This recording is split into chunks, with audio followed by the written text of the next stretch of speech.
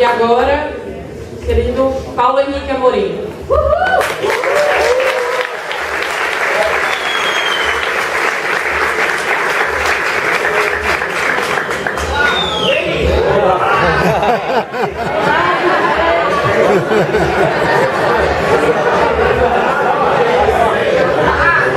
Bem.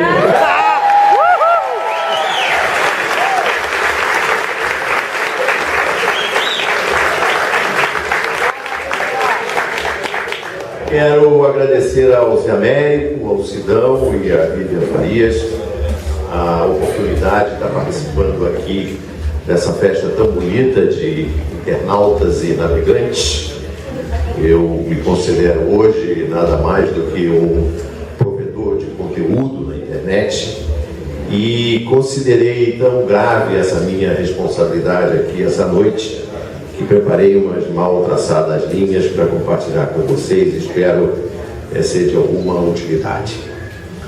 Eu queria, antes de mais nada, invocar aqui o nome de um grande herói brasileiro que, lamentavelmente, não é uma figura muito conhecida. Queria falar do almirante Otton Silva, que não é parente do Lula. Não sei se todos sabem aqui nessa sala que o Brasil é o terceiro maior produtor de urânio do mundo, sem pesquisar metade do seu território. Não pesquisa, por exemplo, a grande província mineral do norte, e é provável que só o estado do Pará dê ao Brasil a categoria, leve ao Brasil a categoria de maior produtor de urânio do mundo. O almirante Otton hoje preside a empresa estatal Eletronuclear. Ele administra e constrói usinas nucleares. Administra Angra 1, Angra 2, Angra 3 e vai construir outras usinas nucleares. A usina nuclear, como se sabe, é mais barata, produz energia mais barata do que a energia térmica. O almirante Otton desenvolveu um sistema próprio, brasileiro, exclusivamente brasileiro, de enriquecimento e beneficiamento de urânio. Por causa desse trabalho pioneiro dele e de um grupo de anônimos engenheiros brasileiros da Marinha e fora das Forças Armadas, o Brasil pôde construir em Aramar, aqui em São Paulo, uma unidade de beneficiamento de urânio que não tem similar no mundo, porque, como disse, o nosso sistema de beneficiamento é exclusivo. No começo do primeiro governo Lula foi a Aramar e viu com os próprios olhos e com o testemunho de alguns militares ali presentes que o trabalho estava parado porque durante o governo Fernando Henrique Cardoso não havia verba para desenvolver o processo de enriquecimento do urânio brasileiro. Lula chamou o então ministro da Marinha e disse que ia arrumar dinheiro para desenvolver o urânio brasileiro de uma forma brasileira. Em Itaguaí, hoje, também no litoral, aqui perto, já no estado do Rio de Janeiro, no momento, há 6.000 trabalhadores brasileiros numa fábrica de submarinos. Singapura, que é uma cidade do tamanho, uma cidade-estado do tamanho do ABC paulista, tem 6 submarinos. O Brasil tem 7 submarinos. Se você computar todo o espaço da Amazônia Azul, ele será a metade do espaço do território brasileiro. E o Brasil tem 7 submarinos. Mas lá em Itaguaí tem 6.000 trabalhadores para atualizar a nossa frota de submarinos. Desses 7 submarinos, o mais moderno foi construído em 2002 com tecnologia alemã. Mas o governo Lula fez um acordo com a França, com uma empresa estatal francesa, e nesse momento estão sendo construídos ali por 6.000 trabalhadores brasileiros 4 submarinos convencionais à base diesel-elétrica e, a partir do segundo, o primeiro já está em construção, a partir do segundo, a produção será toda feita por engenheiros e trabalhadores brasileiros. Simultaneamente, está sendo construído e projetado o primeiro submarino movido a propulsão nuclear. A França construirá esse primeiro navio, esse primeiro submarino com propulsão nuclear, mas o compartimento onde entrará o combustível nuclear será fornecido fechado pelos brasileiros, porque ali estará uma tecnologia só brasileira de enriquecimento de urânio. Sem abrir a caixa preta, o Brasil será, a partir daí, um produtor de submarinos a propulsão nuclear.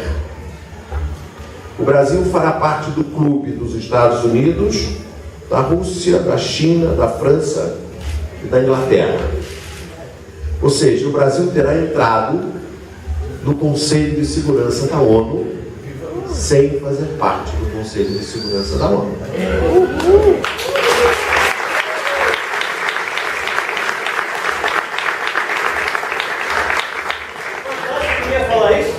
Isso tudo tem a ver com o pré-sal, porque, como vocês sabem, o Brasil conseguiu manter a sua soberania até o limite das 200 milhas, e é possível que a 4ª Frota Americana, que foi reconstruída para ficar operando entre a costa do Brasil e a costa da África, já que se supõe que a estrutura do pré-sal saia do Brasil e chegue à costa da África. É possível que exista a figura do canudinho. Você chega na milha 201, enfia um canudinho e lá por baixo você puxa o petróleo que está aqui. É possível também que, portanto, com submarinos a propulsão nuclear, o Brasil consiga impedir que esse tipo de problema exista. Na campanha presidencial de 2002, um dos últimos comícios do presidente Lula foi aqui também, perto, em Angra, de novo, no estaleiro Verolme. As obras estavam paradas, os trabalhadores, em número cada vez menor, não tinham o que fazer, porque a Petrobras, do presidente Fernando Henrique Cardoso, tinha acabado de contratar uma plataforma de petróleo em Singapura. Fez uma concorrência e descobriu que a plataforma feita em Singapura era 5% mais barata do que uma plataforma feita no Brasil. Lula anunciou lá em Verolme, lá em Angra, que uma das primeiras providências que ele tomaria quando fosse presidente seria cancelar a compra dessa plataforma em Singapura. E assim foi feito. Hoje existe no Brasil uma nova indústria de construção naval. Uma nova indústria de construção naval que está em Pernambuco, que está no Rio, que está em Rio Grande, que está em Santa Catarina. E essa indústria da construção naval, que produz sobretudo para a Petrobras, será daqui a 3 anos, e talvez o PT pudesse informar isso melhor do que eu, daqui a 3 anos empregará mais brasileiros do que a indústria automobilística. A indústria de construção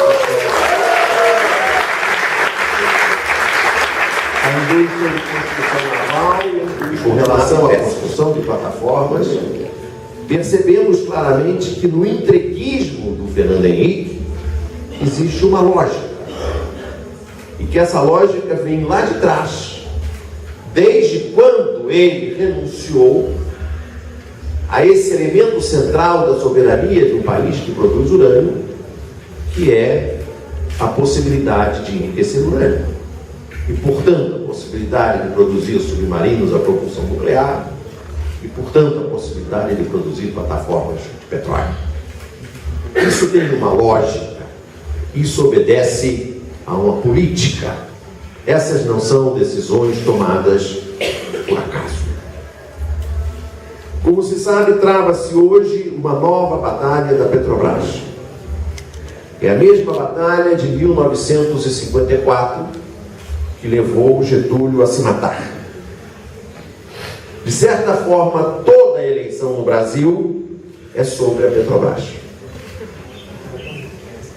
O FHC não queria enriquecer o urânio porque ele também renunciou à possibilidade de o Brasil ser um protagonista na questão dos armamentos nucleares, e ele rompeu uma tradição da diplomacia brasileira que vinha desde os tempos do presidente João Goulart, que era não assinar o Tratado de Não Proliferação das Armas Nucleares, porque isso significava uma discriminação de países subdesenvolvidos, e o Brasil não queria ser discriminado. E o Fernando Henrique tirou o sapato e assinou. Ele também não queria o regime de partilha do pré-sal. Ele queria, portanto, entregar a Petrobras. Porque ele não acredita no Brasil, ele não acredita no trabalhador brasileiro, e não acredita, por exemplo, no Almirante Otto, nem nos engenheiros que foram capazes de desenvolver uma tecnologia que é só nossa. E o que o marco regulatório tem a ver com tudo isso? Tratei do urânio, e tratei do submarino, e tratei da plataforma continental. Porque, como eu digo no meu site, Conversa Fiada, essa imprensa que o Zé Américo descreveu com tanta precisão, e que eu chamo de PIG, o Partido da Imprensa Golpista, PIG. O PIG envenena o Brasil. E essa foi uma expressão que o Jango usou. O PIG envenena o Brasil. O Fernando Henrique Cardoso não tem um voto. Eu defendo no meu blog que ele não existe. Ele é uma espécime da zoologia fantástica do grande escritor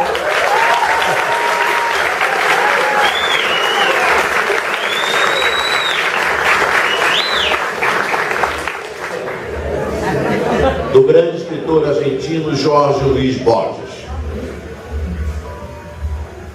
Ele só existe no PIG. Enquanto ele dá 318 entrevistas por semana ao PIG, o Lula e a Dilma só podem falar no horário eleitoral gratuito. Tem que esperar o horário eleitoral gratuito para eles falarem de algumas coisas parecidas com essa.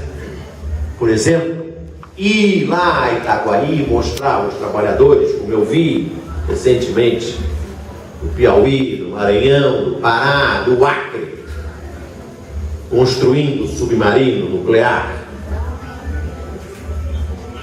Só vão falar quando o Brasil já estiver envenenado. E eu estive também recentemente na China. Como se sabe, é um regime comunista, um regime fechado, uma ditadura com censura à imprensa. Passei 2 semanas lá para ver como é que funciona o que o Deng Xiaoping chamou de socialismo com características chinesas. No dia que eu cheguei a Beijing, assisti a televisão, assisti a BBC, e de repente entrou uma reportagem sobre uma manifestação contra o governo na Praça da Paz Celestial. Imediatamente a tela ficou preta durante alguns minutos. E alguns minutos depois o programa da BBC continuou normalmente. E eu me dei conta de que estava no regime com censura impressa. Porém, eu comecei a assistir também aos canais da TV estatal chinesa, CCTV. E ela transmite inglês, francês, espanhol, árabe, japonês, coreano. E foi possível assistir à televisão estatal chinesa. E foi possível também ler os jornais estatais chineses, como, por exemplo, o China Today, que é um jornal muito bem feito. E eu imaginei que seria assistir à televisão estatal chinesa e ler o China Today seria uma experiência do PIG ao contrário. Aqui, o PIG diz que o Brasil é uma M. Lá eles dizeriam, eu imaginava, que a China é uma M de maravilha. Não é isso? É o PIG ao contrário. Mas aí eu vi na televisão chinesa estatal e eu vi no China Today reportagens muito bem feitas e muito agudas sobre o grave problema da poluição na China, sobretudo em Beijing, por causa da exploração do carvão. Vi a participação dos moradores de Beijing contra essa crescente poluição. Vi reportagens sobre a questão da corrupção, especialmente nos governos estaduais, onde há menos controle do centro, e denúncias de atividades de corrupção dentro do Partido Comunista Chinês. Eu vi reportagens muito interessantes sobre a questão do segundo filho.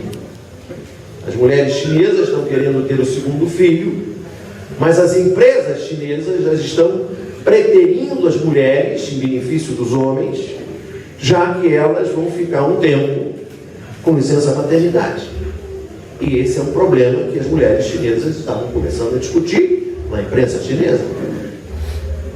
Discussão sobre o trânsito, que é tão insuportável como nas metrópoles brasileiras.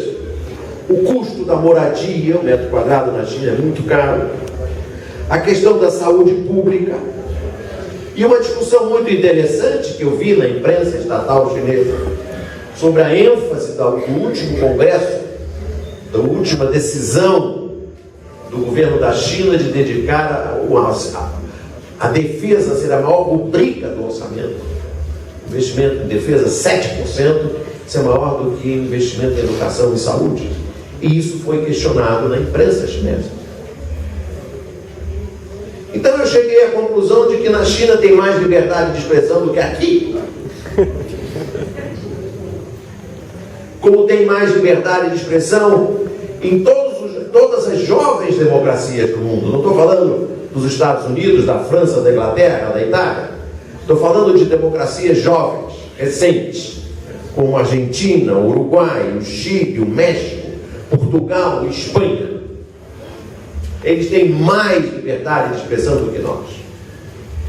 Aqui não há liberdade de expressão, a não ser essa que vocês realizam através da atividade.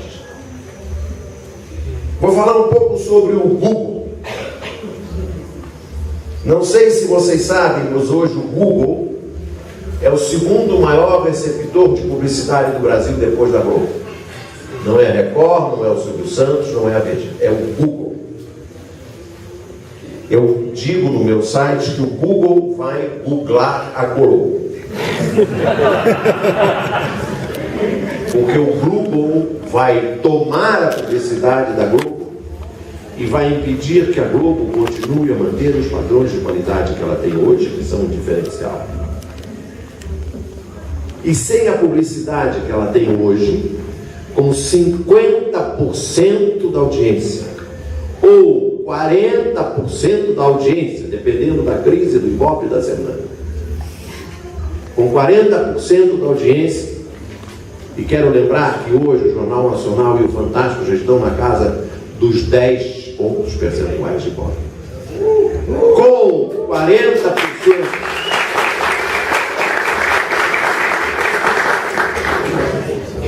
Era 20, 30? Da audiência, a Globo fica com 75%, 80% da verba destinada à publicidade. Por quê? Porque ela tem o PV, a bonificação por volume, que segundo o julgamento do Supremo Tribunal Federal da P470 é ilegal. O Pisolato foi condenado porque dizem que ele ficava com o PV, e o PV tinha que ser das empresas e não da Bisanet. Tinha que ser da Bisanet e não das empresas. E a Globo pode entregar o PV dela para as agências de publicidade, isso não é ilegal. Não é ilegal. Para o PT é ilegal, para a Globo não é ilegal. O PV da Globo é santo. é virgem.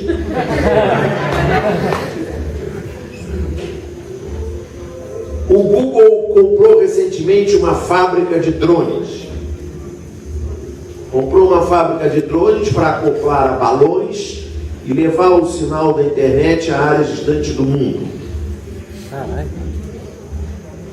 O Google vai universalizar, massificar o acesso à internet e ao seu buscador, evidentemente.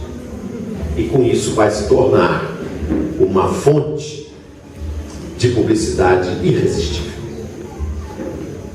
Portanto, uma nova lei de meios, uma nova proposta de marco regulatório, essa que o Zé Américo mencionou, tem que contemplar, tem que digerir o novo papel do Google, do Yahoo, do Facebook e de todos esses novos mecanismos de comunicação. Tem que ir além da Globo, porque ela não vai aguentar fazer um capítulo que custe, capítulo de novela que custe 200 mil, 300 mil reais o capítulo, e pagar 17 milhões de reais de salário aos atores que não estão no ar, que ela paga todo mês. 17 milhões de reais para os atores que não estão no ar, para ninguém trabalhar na Record, no Silvio Santos. Ela não vai segurar essa peteca há muito tempo, porque o Google está comendo ela. Porém, por mais que a Globo fuja para a TV a cabo, fuja para a internet, ela jamais vai conseguir faturar o que se fatura hoje no horário nobre da TV aberta. E ela está diante de um outro desafio muito importante, além do Google, que é o 4G. E dizem que ela procurou a presidenta Dilma Rousseff para pedir para adiar a instalação do 4G no Brasil. E por que ela quer adiar a instalação do 4G no Brasil? Junto com as telefônicas, que também não querem o 4G. As telefônicas não querem o 4G porque elas não querem botar dinheiro no 4G. Elas querem ganhar dinheiro com 3G, embora só entreguem 2G. E às vezes nenhum. O que é G? E por que a Globo não quer o 4G? Não é. Porque ela tem medo de perder audiência. Ela não sabe se quando houver o apagão do analógico, quantas pessoas ficarão penduradas no analógico sem sinal dela, porque ela não tem como controlar o número de brasileiros que ainda trabalham com analógico, ou que mesmo tendo digital ainda tem um quarto da casa, um cômodo da casa em analógico, ou que vai preferir ficar no analógico. E ela tem medo que com o apagão do analógico ela perca uma audiência que ela hoje não consegue mensurar. Então ela quer impedir que você, eu, tenhamos o 4G. E essa peteca está no campo do ministro Paulo Bernardo.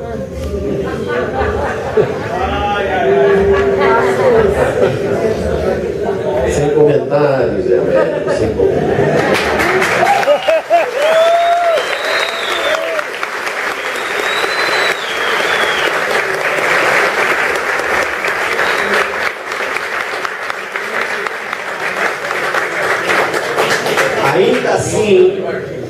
Ainda assim, com o Google, com a queda da audiência da TV aberta, com a fuga da TV aberta para os mecanismos da internet, das redes sociais, ainda assim é preciso ter uma lei de meios, porque existe no Brasil uma cadeia de elos fracos, mas poderosa. A cadeia funciona assim. A sequência funciona da seguinte maneira: o jornal impresso, que cada vez tem menos leitores, mas é o que ainda tem mais recursos para fazer isso. O jornal impresso produz a denúncia. Seja o jornal impresso, seja a Veja. O jornal impresso, a Veja, pauta a Rede Globo, que não tem produção própria para fazer isso. E a Rede Globo transforma, como eu digo no meu site, aproveito para dizer aqui também, transforma o detrito grito de maré baixa da imprensa escrita em Chanel número 5.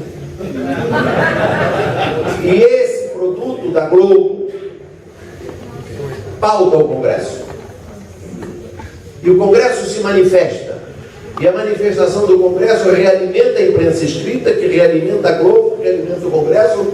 E nessa cadeia em que a imprensa tem menos leitores, a Globo tem menos espectadores, e o Congresso tem menos representatividade, mas é uma cadeia que se autoalimenta e que tem o poder de envenenar o Brasil. E é por isso que é preciso ter uma lei de meios. A lei de meios não é para ajudar o PT. A lei de meios é para a democracia brasileira. Porque o maior prejudicado com a lei de meios, com a falta de uma lei de meios, de um marco regulatório, é o trabalhador brasileiro. É o cidadão brasileiro. São as minorias brasileiras. São os pobres, os negros, as mulheres, os deficientes, os homossexuais. Esses é que precisam de uma lei de meios.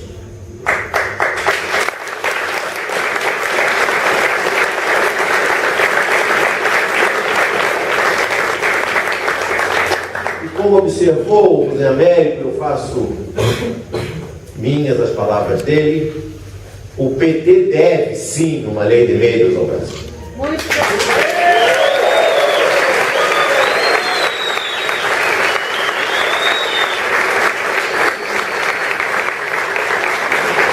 E o PT poderia fazer uma lei de meios, porque o PT fez o marco regulatório da internet.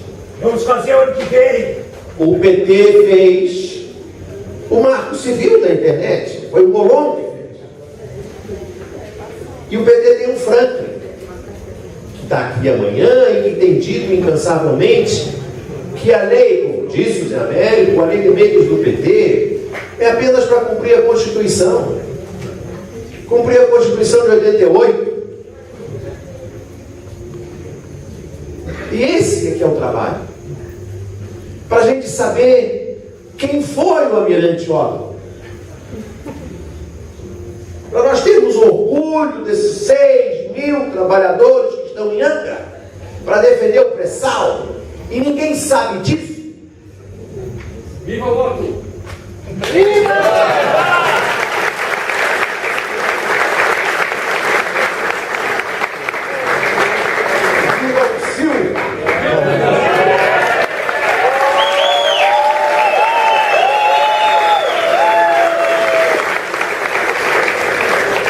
Silva, como todos nós. Muito obrigado e boa noite. Boa sorte.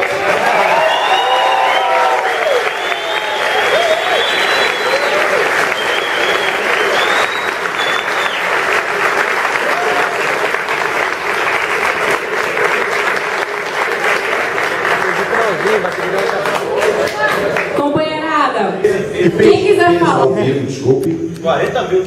40 mil espectadores e calculando por baixo. Eu gostaria de observar que a internet não salva. É bom a gente ter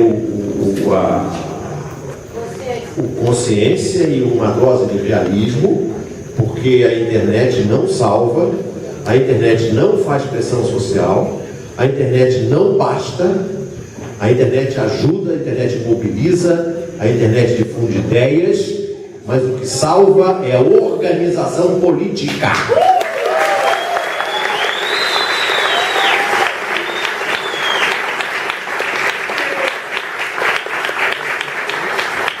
Não podemos correr o risco de transformar a internet num fetiche. Internet é meio. Internet é um bonde. O que interessa é o que vai dentro do bonde. A banda larga é outro bonde. O que interessa é o que está dentro da banda larga. O que interessa é o conteúdo que cada um de nós coloca lá e a forma pela qual nós nos articulamos fora do bonde. E outra coisa, não é porque eu estou num evento do PT, partido pelo qual tenho muita simpatia, como tenho pelo PCdoB, onde tenho grandes amigos, como o nosso querido Miro Borges, que é o presidente do Instituto de Mídia Alternativa Barão de Itararé, de que eu e o ele fazemos parte com muito orgulho, como tive muita simpatia e me aproximei muito do PDT, do Leonel Brizola, que eu conheci quando trabalhei no Rio de Janeiro. Não. Leonel Brizola. Bem, partido é que resolve. Numa democracia, o que resolve é partido. Internet é instrumento de partido. Ponto número 2. Eu gostei muito de uma expressão que eu ouvi aqui também, que eu já não me lembro mais quem usou, dizendo que a internet forma hoje a cadeia da legalidade. Aqui. Isso. Certo. A cadeia da legalidade, é bom lembrar, foi aquele movimento através da rádio, a partir da Rádio Guaíba, que o Brizola fez em 61 para dar posse ao presidente constitucionalmente eleito João Goulart. E eu acho que isso é uma comparação muito feliz, porque foi um movimento que teve raiz popular em defesa da Constituição. Porque a Constituição dizia que o vice-presidente era o Jango. O presidente era o Jango. E naquele tempo se votava para presidente e vice-presidente. O Jango foi eleito. Então foi uma luta constitucional, como deve ser a luta pelo Roberto regulatório.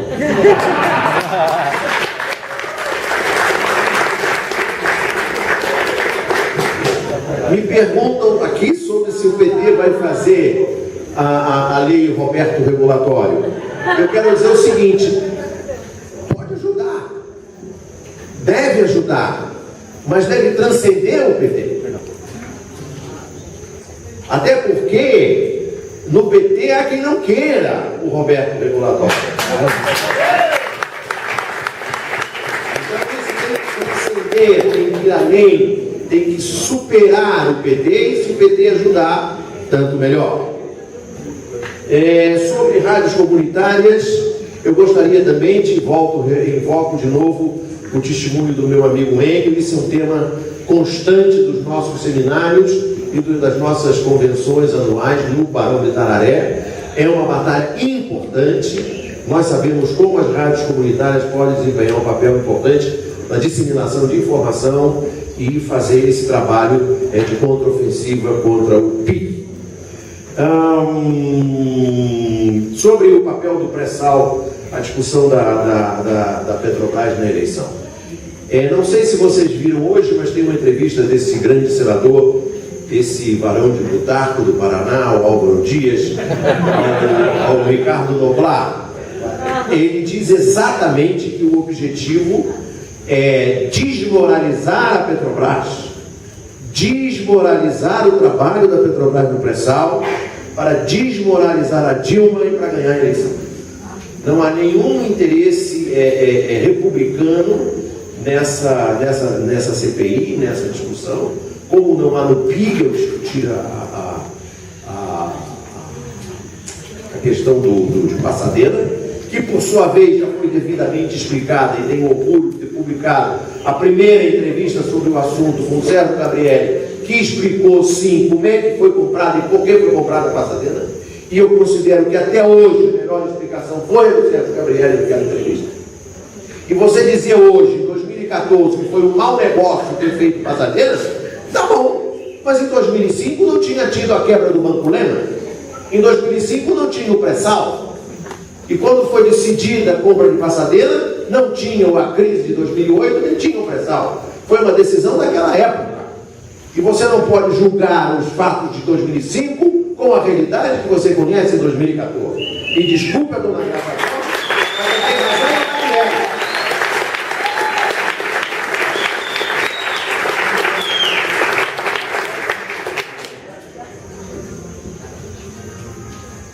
Sobre a questão da pressão jurídica, que já alguém mencionou aqui, hoje uma das maneiras de calar calar os blogueiros, evidentemente, é pela via judicial. A via judicial nada mais é do que uma tentativa de censurar pela justiça e pelo bolso, que cada ação judicial custa uma fortuna. E somos eu, Mino Carta, Rodrigo Viana, Luiz Carlos Aranha, Marco Aurélio Melo, Cloaca, somos todos vítimas do mesmo trabalho, porque evidentemente os conservadores se apropriaram do PIG e agora querem calar essa cadeia da legalidade que existe aqui, que afinal de contas estamos lutando pela legalidade. É a lei de Câmbio, é isso. Muito bem. Sobre a Sherazade, eu me recuso a tratar da Sherazade. A Sherazade não tem nenhuma importância. Quem tem importância é o Silvio Santos, que é o concessionário. Enquanto não se pode discutir o direito de o Silvio Santos usar uma concessão pública para fazer o que a Sherazade fazia, e é impossível que a Sherazade diga aquilo em detrimento das opiniões e dos interesses pessoais do seu Silvio Santos, seu patrão, enquanto não se discutir ou questionar o direito do Silvio Santos fazer aquilo, a Sherazade não merece a nossa consideração.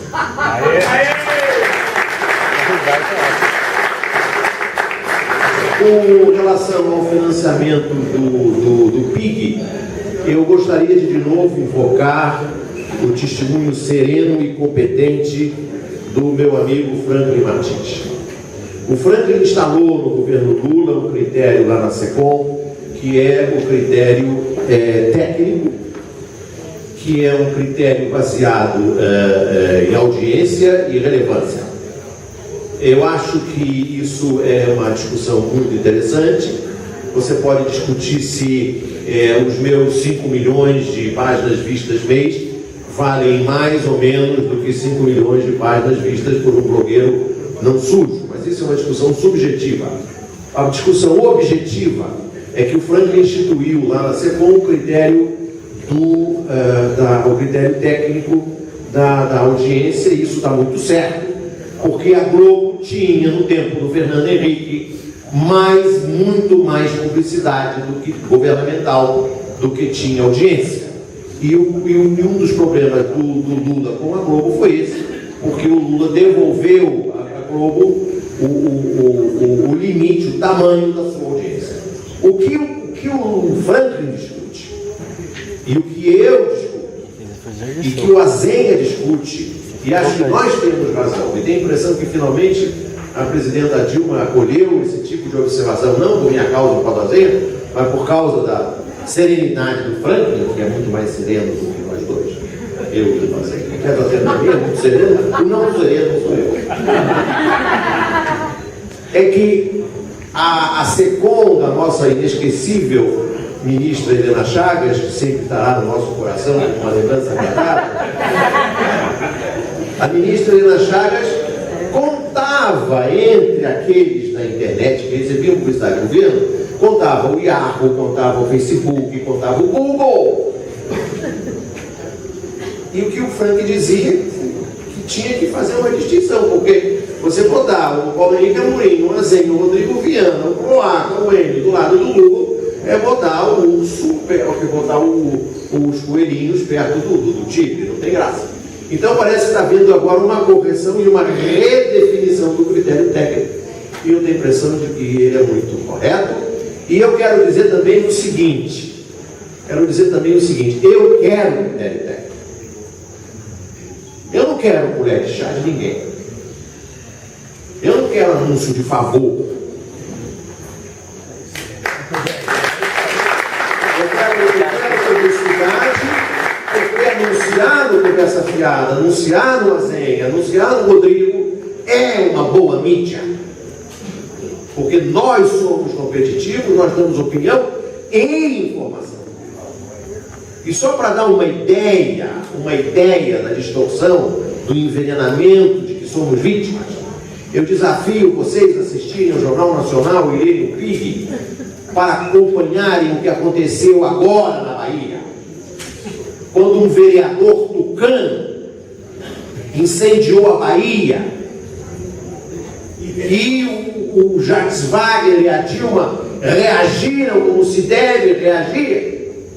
e o PIG noticiou como se o Jacques Wagner e a Dilma tivessem perdido, e botaram o agitador Tucano na cadeia, e está sendo substituído por um outro agitador do PSB de Pernambuco.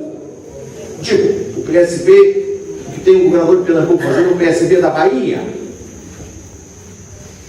E vejam o que diz o PIG, vejam o que diz o Conversa Fiada. Isso é informação. Porque eu me dei o trabalho de ligar para a Bahia e conversar com as pessoas e saber o que aconteceu na Bahia. Guarda Nacional já. Guarda Nacional. O que tinha a ver era um trabalho para desestabilizar a Copa, desestabilizar o feriado da Semana Santa em Salvador, desestabilizar a Dilma. Paulo. Era isso que estavam fazendo na Bahia. Paulo. E isso não estava no PIB. Não estava no PIB. Isso se chama envenenamento. Isso se chama envenenamento das 6 da manhã às 2 horas da madrugada no programa do William Wagner. Diga. Tudo bem? Eu sou Daniel, sou de Salvador, vim aqui procurando agora. E complementando o que você falou aí, na verdade também há uma... Fala o microfone. É porque senão acompanhar de casa. O Nordeste está aqui tá hoje aqui, hein? Diga. Nordeste. Ah, então, tem um tal de Lula, né? Que é da minha terra. Boa noite, eu sou Daniel, vim de Salvador. Complementando o que Paulo Henrique falou, na verdade há uma tentativa de eleitoreira também, desgastar o governo e desgastar o próprio partido na Bahia, né, para elevar a candidatura da oposição, representada pelo Paulo Souto, pelo Gedel do PMDB e o PSB de Lídice da Mata. Você não queria dizer que está meio que neutra, digamos, entre aspas, nesse aspecto, né? Mas o capitão Tadeu, inclusive, é um dos principais críticos do governo de Jacques Wagner dentro da Assembleia Legislativa, né? Ele incita realmente a polícia militar a permanecer em greve e a causar aquele desequilíbrio social que teve em 2012 e que foi o principal responsável pela eleição do Assento Neto, né? Então, essa greve de 2014 teve esse objetivo também, né? De derrubar o governo e levar o poder ao Paulo Souto. Mataram 80 pessoas na rua dele. Dizer que era botar a culpa do governo. A verdade é que a Dilma e o Jacques deram uma demonstração muito clara do que pretende ser feito com relação a esse movimento tão democrático, republicano, ao qual a Globo dá uma cobertura tão desinteressada que é o... Eu quero dizer que com isso eu encerro aqui a minha modesta participação. Eu tenho um jantar de comemoração de alguns anos de casado e eu prefiro